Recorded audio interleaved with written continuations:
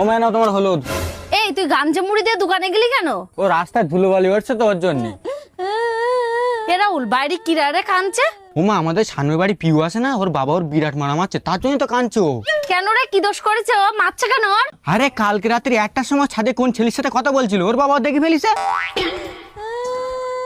এ রাহুল অনেকক্ষণ তো মারছে, তুই এবার একটু যা না, গিয়ে একটু ঠেকাই দিয়ে আয়। তোমার দরকার পড়লে তুমি যাও, আমি যাবো না, আমি গেলে আমারও ধরি মারবে না। এই কেন রে, তোর মারবে কেন? কালকে রাত্রি 1টার সময় আমার সাথে কথা বলছিল।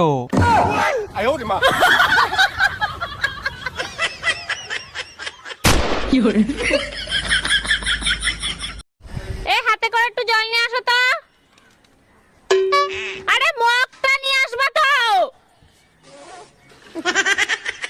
তো মগে জল আনবা না?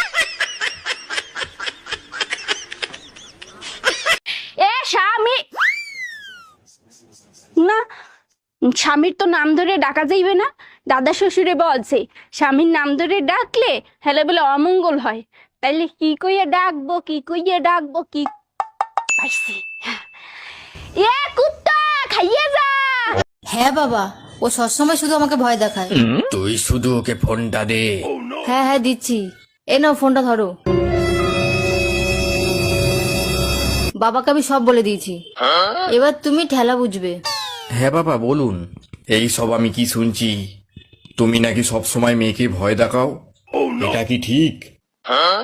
না না আসলে বাবা, চুপ করো, শুধু টেকনিকটা বলো, কি করে আমিও তোমার শাশুড়ি মাকে এইরকম ভাবে জব্দ করব।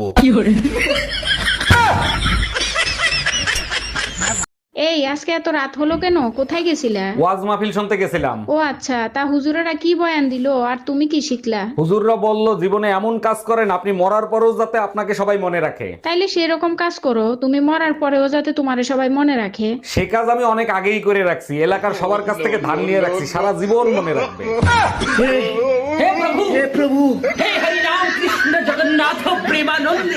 বেবি দেখো তো আমি হাতে মেহেন্দি লাগাইছি, কেমন লাগছে আমাকে? অনেক সুন্দর হয়েছে বেবি, কিন্তু তুমি হাতে আমার নাম লেখনি কেন?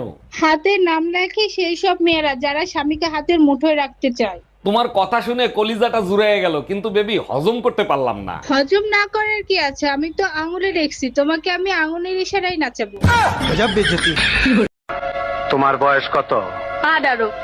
মুখ কাছে আনো, কাছে আনো। কোনো চিন্তা করো না, আগামী চাঁদের প্রথম রাইতেই তোমার বিয়ে হয়ে যাবো। এই শুনছো, এদিকে এসো তো। এই টাকাটা ধরো আর যাও তো তাড়াতাড়ি বাজারের থেকে আমার জন্য সুন্দর দেখে একটা লাল ব্লাউজ নিয়ে আসবা। আচ্ছা ঠিক আছে। বলছি তোমার সাইজ কত গো? কেন তুমি আমার সাইজ জানো না? এইটুকুনি? এইটুকুনি? তবে কি এইটুকুনি?